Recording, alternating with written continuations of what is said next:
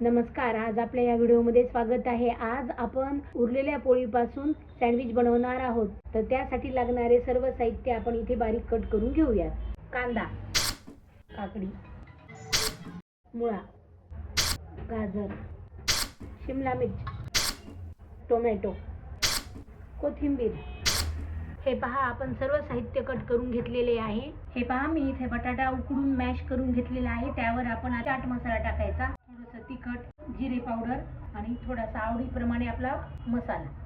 हे आपण छान मिक्स करून घेऊयात. हे पहा, आपण इथे एक उरलेली पोळी घेतलेली आहे. त्यावर आपण बटाटा लावून घेऊयात. पोळीला छान असं पसरून घ्यायचं. हे पहा, आपण बटाटा छान पोळीला लावून घेतलेला आहे. आता आपण चाट मसाला टाकून घेऊयात.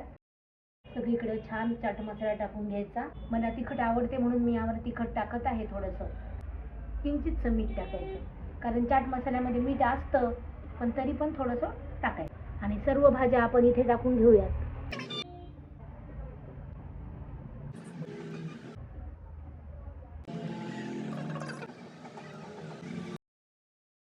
सर्व भाज्यांवर अजून चाट मसाला टाकून घ्यायचा आहे.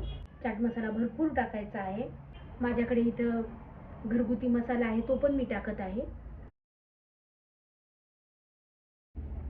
थोडंसं मीठ टाकून घ्यायचं. कोथिंबीर टाकायची आहे. तुम्ही पाहू शकता, ह्या सर्व भाज्या आपण यावर टाकून घेतलेल्या आहेत आणि हे सँडविच अशा पद्धतीने बंद करायचं आहे. हे पहा, मी गॅस चालू करत आहे. त्यावर मी तवा ठेवलेला आहे. पॅन गरम होऊ द्यायचं छान. हे पहा, पॅन गरम झालेला आहे. त्यावर आता मी तेल टाकणार आहे. इथे तुम्हाला आवडत असेल तर बटर पण वापरू शकता, पण मला इथं बटर आवडत नाही म्हणून मी इथं तेल टाकत आहे. हे सँडविच आपण गरम करण्यासाठी ठेवूया. तर मी ताट ठेवत आहे आणि यावर काहीतरी वजन ठेवूयात, म्हणजे सँडविच आपलं छान शेकलं जाईल. हे पहा, तुम्ही पाहू शकता. आता मी हे काढत आहे. सँडविच खालून छान शेकला गेलेला आहे. आता आपण हे परतून घेऊयात. दुसरी पण बाजू छान अशी शेकून घेऊयात. पहा, कशी कुरकुरीत झालेली आहे खालची बाजू. आता ही पण बाजू आपण अशी शेकून घेऊयात. हे पहा, यावर अजून ओझं ठेवत आहे. ही पण बाजू अशी छान भाजून घ्यायची. आपण पाहूयात. आता पाहू शकता तुम्ही, दुसरी पण बाजू छान शेकल्या गेलेली आहे. हे आता आपण सर्व करून घेऊया.